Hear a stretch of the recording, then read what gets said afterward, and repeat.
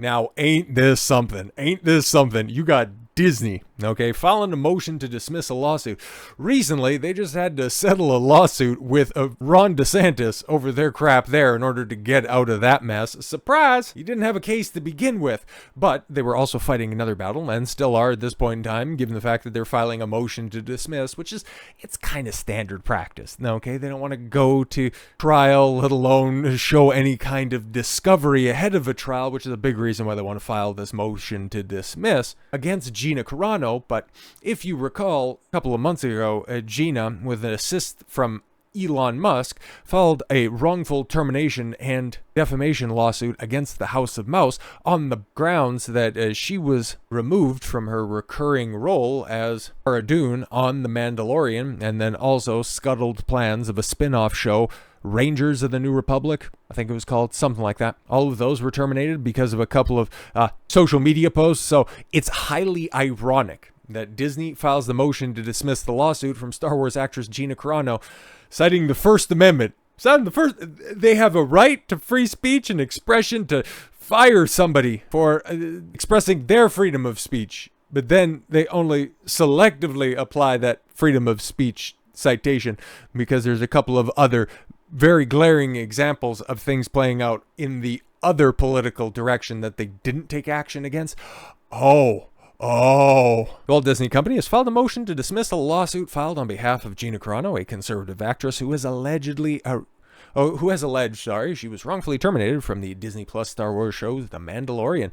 In the notice of the motion and motion to dismiss, the Walt Disney Corporation, Lucasfilm, and Huckleberry Industries, collectively known as Disney. Didn't know about that third one. That's interesting. They would move the U.S. District Court, Central District of California, to enter an order dismissing Carano's complaint. Now, this sounds like it's, a bit going on, but again, this is kind of standard practice. This is what lawyers file all the time, ahead of trial, ahead of discovery, before everything gets going. Just wanting to see if the plaintiff has a case at all, if this isn't one of those spurious lawsuits, just checking the legal merits on it. And, there's a lot of people that have gone over this before, and there's some left-wing lawyers that say, oh, no, this is totally on the up and up. And then there's other lawyers, some more conservative-minded lawyers that said, you know what, it's a long shot, but she does have a case. I'll have to see where this goes. Central District of California, a little touch and go when it comes to the judge assigned to it, but we'll see, man.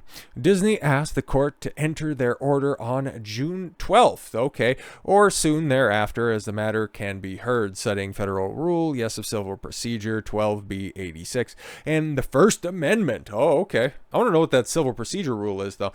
Disney makes this motion on grounds that Disney has a constitutional right not to associate its artistic expression with Carano's speech.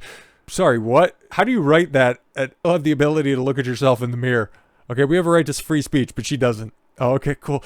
Such as the First Amendment provides a complete defense to Carano's claims. Oh, okay, cool. We have a right to terminate a contract because we don't like what she says, because we have a right to our expression.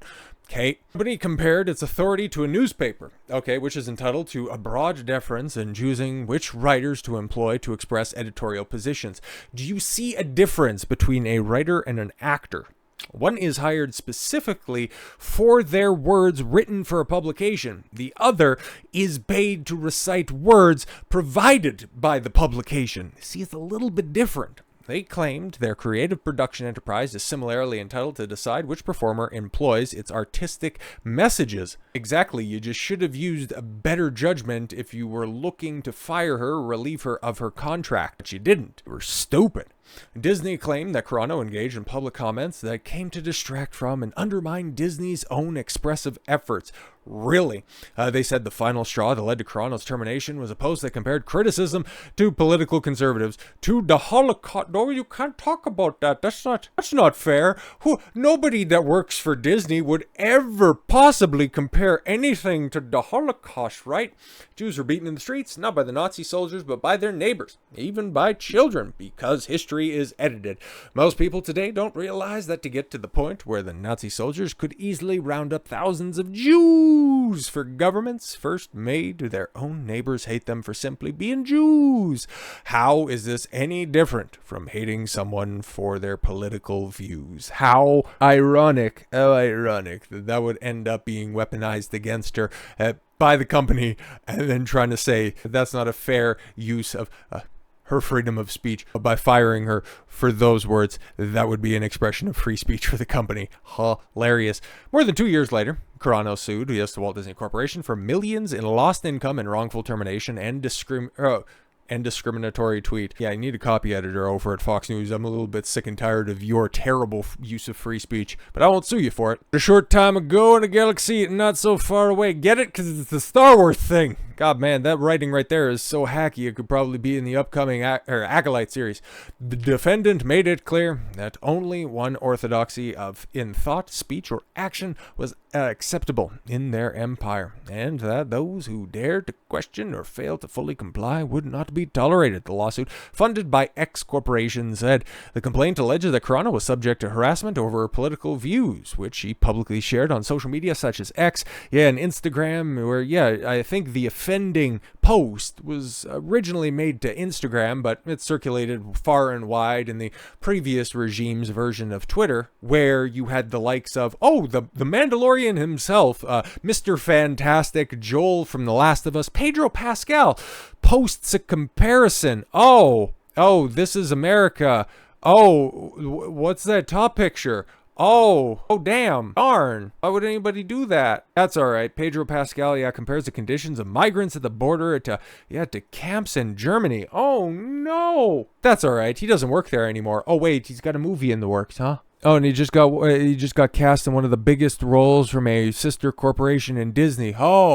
Okay, cool. Attorneys at Schaefer Jaffe, LLP, allege the content violates California laws, particularly one stated that no employer shall coerce or influence or attempt to coerce or influence his employees through or by means of threat of discharge or loss of employment to adopt or follow or refrain from adopting or following any particular course or line of political action or political activity, which is allegedly what Gina Carano does have receipts or in regards to Disney, and force her to toe a certain political agenda. Carano's lawyers claim that Disney's treatment of her stands in stark contrast to other male co-stars. Oh, wait, there's more? Oh, wait, there is more.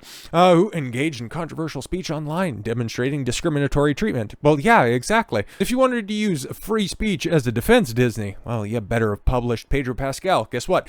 You didn't. On August 16th, 2017, her co-star Pedro Pascal published a post claiming then President Donald Trump was a 1940s Germany sympathizer. Almost a year later, he compared the U.S. response to illegal immigrants, to camps in Germany, using the cages. And who built the cages, Pedro? Who built the cages?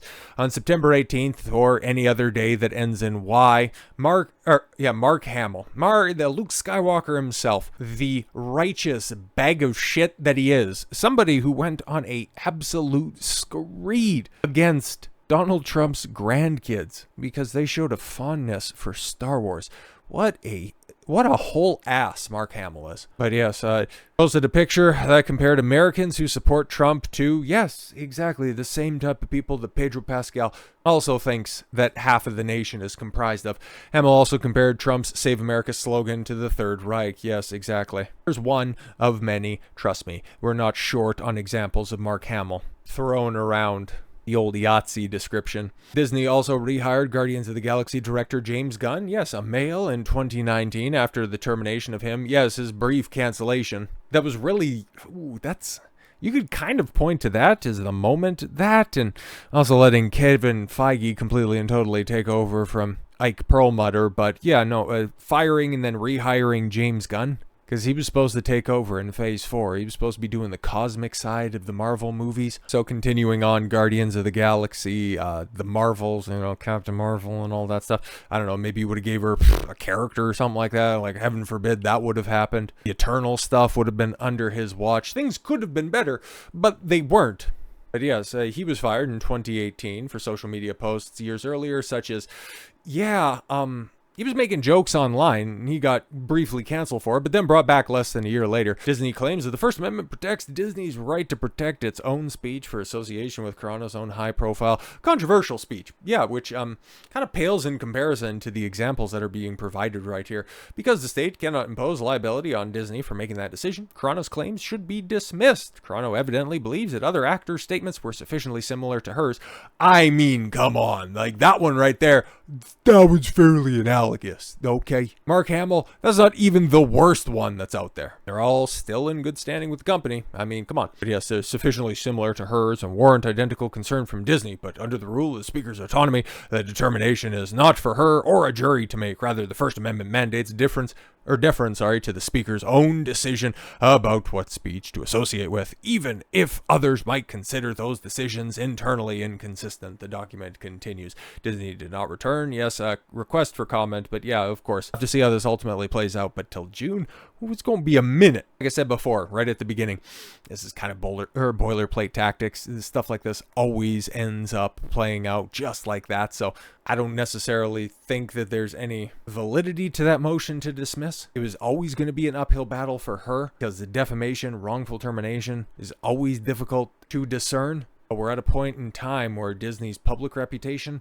it's about as low as it's ever been. And if you take a look at its recent legal track record, they haven't been on the winning side much. So this could really go in either direction. It's a great sign if she wins. It's another black eye for the legal system in California if she loses. But ultimately, we're going to have to wait a couple of months in order to figure out how this is ultimately going to shake out. So with all that said, thank you all very much for the gift of your time. I've been Don Consuelo. I want you to follow your gut and get after it. Take care, everyone.